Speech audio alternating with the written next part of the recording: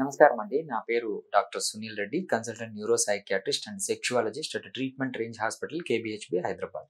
So ఈరోజు మనము drug induced erectile dysfunction అంటే మనం వాడే మాత్రల వల్ల, మెడికేషన్స్ వల్ల ఈ ఎరెక్టైల్ డిస్ఫంక్షన్ అంగస్తంభన లోపాల గురించి మాట్లాడుకుందాం.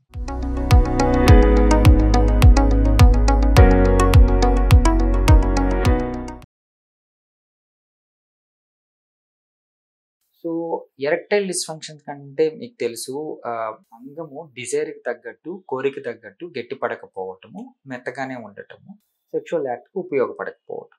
సో ఇది మెడికేషన్స్ వల్ల జరిగితే ఇది డ్రగ్ ఇండ్యూస్డ్ ఎరెక్టైల్ డిస్ఫంక్షన్ అంటాం. ఇందులో చాలా కేటగిరీ ఆఫ్ డ్రగ్స్ ఉన్నాయి.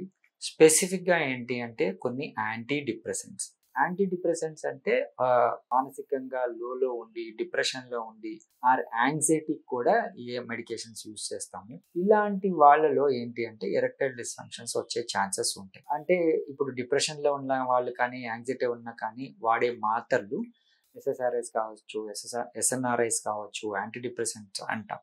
ఇవి కొద్దిగా లాంగ్ టర్మ్గా యూజ్ చేయడం వల్ల అంగము స్తంభించదు, ఈవెన్ కోరికలు కూడా కొద్దిగా తగ్గుతాయి. సో ఇలాంటి లోపాల నుంచి మనం డ్రగ్ ఆపితే వాళ్ళకి మళ్ళీ డిప్రెషన్ రావచ్చు, యాంగ్జైటీ రావచ్చు.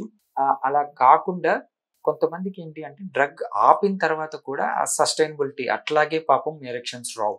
సో ఈవెన్ డ్రగ్ ఇండ్యూస్డ్ అయినా కానీ ఇవి కొద్దిగా ట్రాన్సియంట్ ఉంటాయి. మనం అవసరాన్ని బట్టి డ్రగ్ పెట్టాలి, లేకపోతే వాళ్ళకి డిప్రెషన్ కానీ యాంగ్జైటీ కానీ తగ్గదు. పాపం ఆ యాంగ్జైటీ తగ్గిన తర్వాత డోస్ తగ్గించినప్పుడు వాళ్ళకి మళ్ళీ ఎరెక్షన్స్ రావు.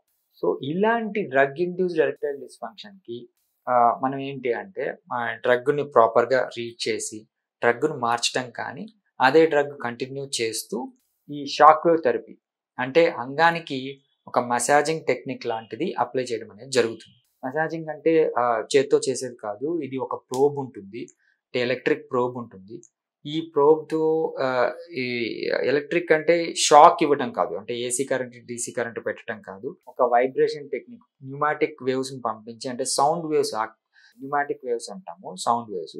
ఈ సౌండ్ వేవ్స్ ద్వారా అంగంలోని కణజాలాన్ని యాక్టివేట్ చేసి బ్లడ్ సప్లైని పెంచితే యాజ్ ఇట్ ఈజ్ వాళ్ళకి ఎరెక్షన్స్ అనేటివి ఇంప్రూవ్ అవుతాయి. సో ఇది చాలా ఈజీ టెక్నిక్.